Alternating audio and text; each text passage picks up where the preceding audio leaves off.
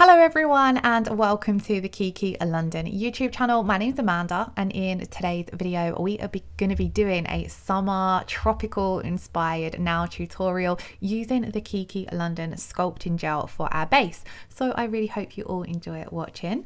Now to start off with, we're working on my own thumbnail, so I'm going to begin by cleansing and sanitizing that natural nail plate using a alcohol wipe, and then I want to trim my natural nail. So what I'm going to do is take the Berlin nail cutters. These are the K&S professional nail tools, which are now available on the Kiki London website.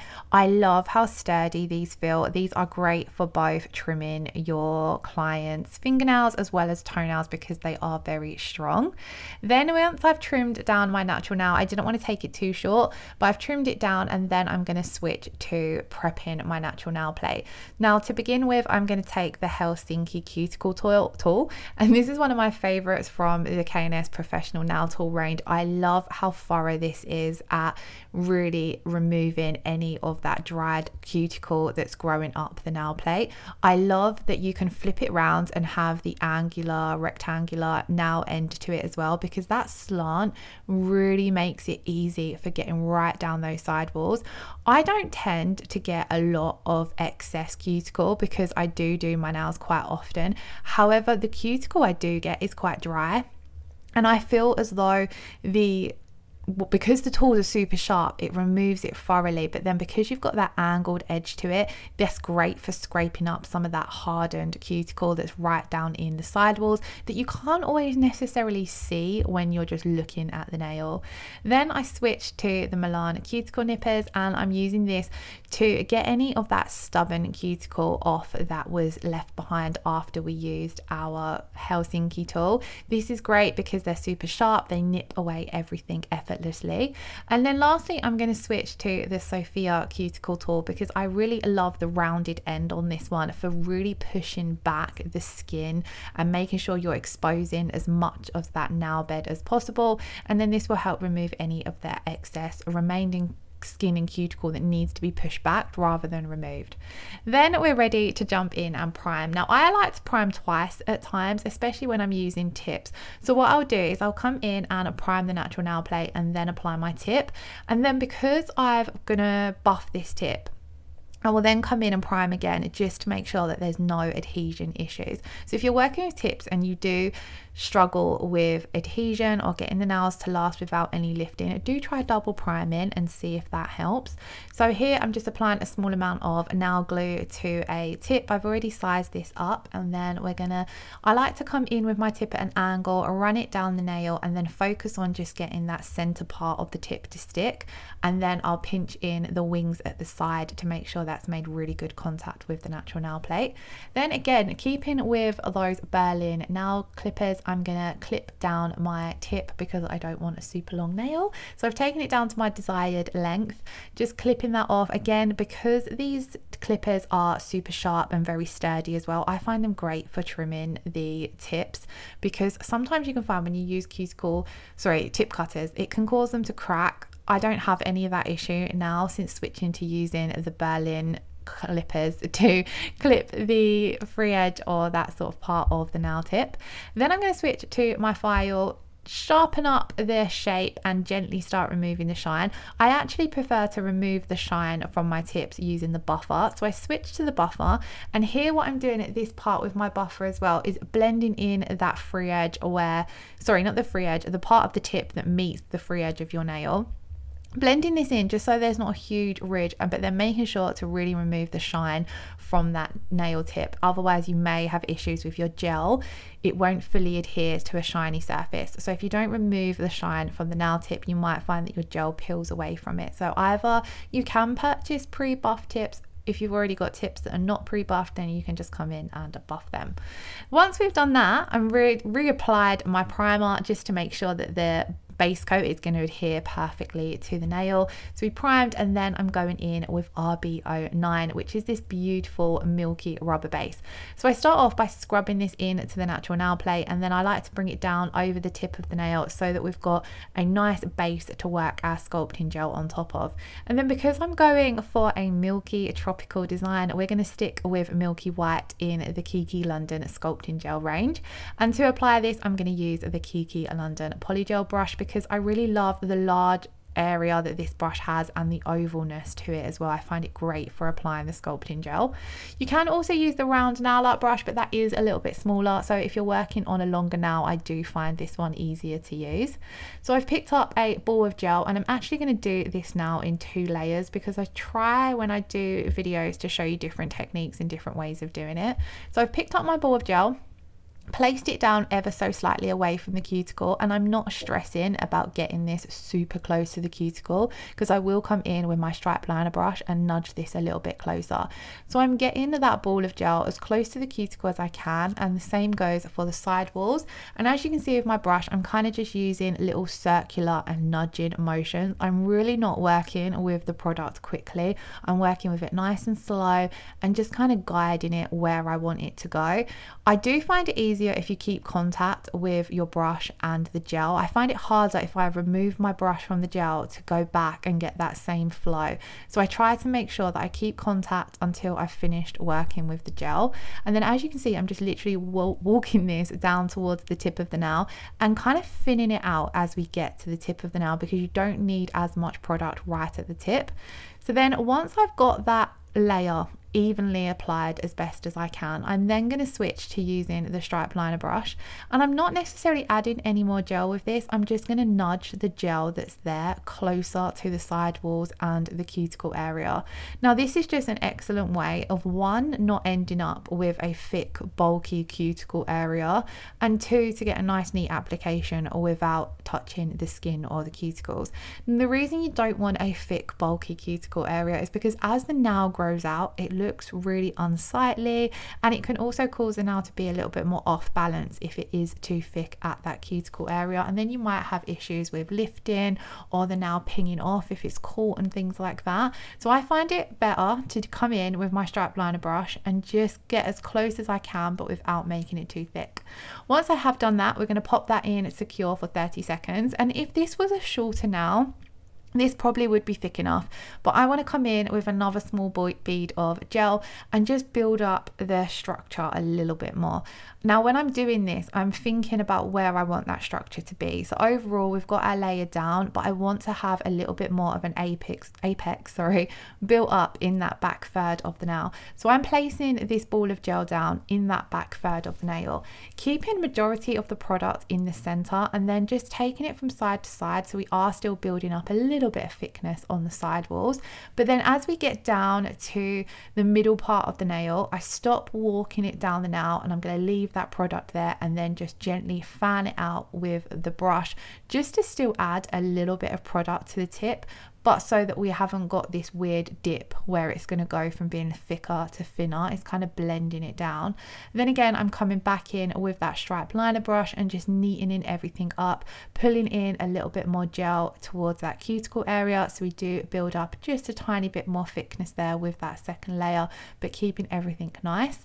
Then because I've played around with this bead a little bit, I will just hold it upside down for a few seconds to help gravity do its thing and pull that gel into the center of the nail before popping it in for its final cure. Now I do always like to come in and file and buff the nail to refine it. I do this a lot as well when I'm working with the easy build up gel as well, just because I feel as though that way you get a really nice contoured looking nail. Everything looks nice and sleek and nice and sharp. So I've wiped off the tacky inhibition layer using a little bit of alcohol, and then I'm coming in with my file and just refining the nail. Now this product files absolutely beautifully, so you really don't want to be over filing. So I'm always checking from all angles, and all I want to do is make sure the surface of the nail is nice and smooth, there's no lumps or bumps, there's no unevenness. I like to thin out my side walls a little bit and make sure that the product is not too thick at the tip of the nail. And then I will switch to using the buffer, just because I find this does a really good job of doing the same job as the file if you don't have too much product you want to remove. If your application is a bit messy or a little bit uneven, or if you're new to applying gel and it's a little bit too thick, then the file is going to help you get your nice contoured shape. But once you have got the hang of doing the application and getting your application neater, you'll find that you just need to refine with your file and then come in and buff. So once we had finished filing and buffing, we've cleaned away all of that dust and we're ready to move on to our tropical nail art. So I'm going to come in with Purple Rain on my palette, and then a little bit of Holiday Blues, and then lastly I'm going to add on a little bit of Canary Yellow as well. These three colours look absolutely beautiful. They kind of just give tropical holiday sunset vibes, and I really need a holiday right now. So if I can't have a holiday, I can at least do some holiday inspired nail art.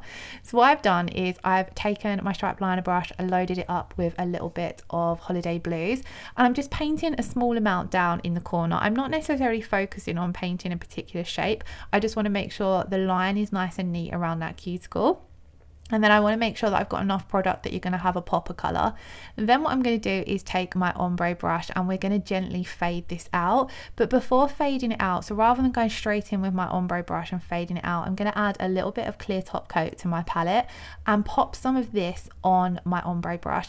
And this is going to help us fade out the colour, soften it, and kind of give off a bit of a watercolour look to it as well. So as you can see here, by going in and adding on that little bit of top coat, pulling out just the edges of that Holiday Blues, it starts mixing with the top coat and starts giving you that airbrushed soft watercolor effect around the edges. So I'm blending this down a little bit. I didn't actually want to cover up too much of the white in this design because I wanted there to be that milky aspect to the design, but I really loved how this looked, and I haven't done this with this technique too often, so it was fun to give it another go. So then I've cleaned off my striped liner brush and I'm going to switch to the other side of the nail and come in with the Purple Rain, and I want the Purple Rain and the Holiday Blues to blend together a little bit, but then we are going to come in and do two more patches of colour. So we're going to add some of the Canary Yellow, and I think I add a little bit more of Purple Rain, just so it gives off this watercolour effect over the nail, but without covering up too much of that milky white base that we've created underneath. So all the while when I'm doing this, I'm making sure to clean off my ombre brush, so I'm making sure that I'm not going to be mixing the two colours together. And I'm always making sure to add a little bit of top coat so that it's softening those edges, and the colours do actually blend into the base effortlessly, which I was quite surprised at, because where we've filed and buffed, we're going over a matte surface, and usually I find colours can be a bit tricky to blend over a matte surface, but by adding on that little bit of clear top coat to the ombre brush, it had something to blend with, if that makes sense. So I'm not doing any curing at this stage. I'm making sure that I'm working with all the products. I'm leaving them wet on the nail, so if I want to blend anything together, or if I want to touch up where any of those colors meet, I can go in and do that. So we've added on a little bit of the Canary Yellow, and I didn't want to take this right down to the tip, so I start blending it out, and then I do try and pull it back a little bit. I'm just a little bit out of shot here, so I'm just blending this around, moving that product around, because I wanted there to still be some of the white right at that tip coming through. So I'm blending this back, and the ombre brush is brilliant for this because the bristles at the end are going to give you that nice light feathery strokes. Then we're going to come in, once I've finished with the Canary Yellow, and add on our last bit of Purple Rain and blend this in. And then I'm just going to look at the nail, in any areas where the blend looks a little bit harsh, I can come in and touch up where nothing has been cured yet. So you don't want to pop this part of your design into cure until you're 100% happy with how everything is blended. And I'm doing this with really nice light strokes. The video has been sped up a little bit, so it looks as though I'm working a little bit faster than what I am, but I'm doing nice light gentle strokes. If you go in too heavy when you're doing anything with the ombre brush, it will just move the product around more than you want it to. So here you can actually see I'm using the sides of that brush just to perfect any areas. And of course the colors do run and merge together a little bit, but because we're working over that matte surface, they don't move around too much. Once I was then happy with how that ombre is looking, I'm going to add on a little bit of glitter into those colors, before we put it into cure. This is going to make sure that our gel polish is still wet, so our glitter has something to stick down in. And all I did was add a little bit of top coat to my stripe liner brush so that I can pick up just a small amount of glitter at a time. And I'm just picking up a few chunky pieces and a few finer pieces and just adding them really thin to the nail. You don't want to be layering up your glitter because we're not going to be encapsulating this with a thick product. We're only going to be encapsulating with the rubber base and rubber top system. So you want to keep your layer of glitter nice and thin. So I was making sure to pick up only 1 or 2 pieces of glitter at a time and make sure that they're lying nice and flat, giving them a good press with the stripe liner brush before we pop them in to cure. Then we're going to pop that into cure for 30 seconds. That's going to cure our design and lock those glitters into place, and then we're going to come in and encapsulate. But I'm actually going to encapsulate with 1 layer of RB09 because I want this whole milky look to come through a little bit more. It's going to soften any areas of that blend which might have looked a little bit sharp, and it's going to give the glitter that really cute hidden look, which I think really looks pretty in this whole tropical vibe. So I'm coming in and applying a really thin layer of this. So I'm really working it over the glitter. It's going to help encapsulate it in, and it's going to help give us a really nice smooth surface. So I'm just making sure to kind of move it around the glitter and then spread it out over the top to give us a smooth surface. And then once I'm happy with that, pop that in to cure for 30 seconds. Then I'm going to come in with a layer of the No Wipe rubber top coat. Now the rubber top coat is my go-to for any kind of encapsulation when I'm working with gel polish because it's that bit of a thicker consistency to your regular top coat. It encapsulates everything in beautifully. When I'm encapsulating glitter with it, I like to float it on. So I'll come in with a thin layer, and then I'm just coming in with a little bit more and focusing in that over where the glitter is. And then just gonna flip my fingernail upside down to help pull that around that glitter and give us that super smooth surface. We're then gonna pop that in to cure for 60 seconds, and then I'm gonna buff the nail. And I'm buffing just because I wanna make sure that there's not gonna be any way that you're gonna be able to feel that glitter. So any unevenness that was created, we're just gonna buff over the nail. You wanna do this nice and gently. You don't wanna take off too much product, otherwise you're going to buff into that glitter. Then give everything a really good dust and clean up, and we're now left with a super smooth encapsulated design. But of course, because we've buffed, it does look dull. So before we come in and top coat again to bring back the shine, I want to add on 2 little stamped tropical leaves, and I find this the easiest way to add any kind of hand nail, I was going to say hand painted, any kind of painted effect nail art. I am terrible at hand painting, so I will always reach for stamping because it is that little bit easier. So I'm going to clean my stamping plate with a alcohol wipe just to remove that previous stamping polish, and then I like to come in with a generous amount of stamping polish, apply this to the entire design, scrape off the excess, and then with a quick flick of the wrist I'm going to pick up that image, remove any excess images with the lint roller, and then you're just able to look through your stamper and place this down on the nail. And I really loved how all the layers of this design come together. I love a layered nail art design, but I love how you've got that milky base, the pops of colour, the glitter, and then finally the stamping. Of course, this now, because of those pretty glitters, needed to be top coated with a glossy top coat. So I'm going to come in with the new crystal top coat and apply a thin layer of this to the entire nail, and the shine on this is absolutely amazing. So it fitted beautifully with that glitter because it brings it back to life. It still has the hidden effect to it because we have got the milky layer over the top, but it still reflects the light beautifully. Once we had cured that, I did leave the top coat to cool, so I take my hand out the lamp and then I just give it around 30 seconds just to cool, and then come in and apply my cuticle oil. We're using the Sweet Peach cuticle oil today, so I'm going to give that a really good rub in, and then that, guys, is the finished design. So I hope you managed to pick up some tips and tricks. If you do have any questions, please do pop them in the comments below. I hope wherever you are, you have some sunshine. It did come out here this morning in London, but then it disappeared again. So hopefully we do see it again over the weekend, because I really want to finish my nails and have a full tropical set. But whatever you are doing this weekend, I hope you all have a wonderful weekend. Don't forget to check out the Kiki London website, as we do still have the Pride sale running where you can buy 5 get 1 free on selected shades. As always, all the products I've used will be linked in the description box below. Thank you all so much for watching. Take care. Lots of love. Bye bye.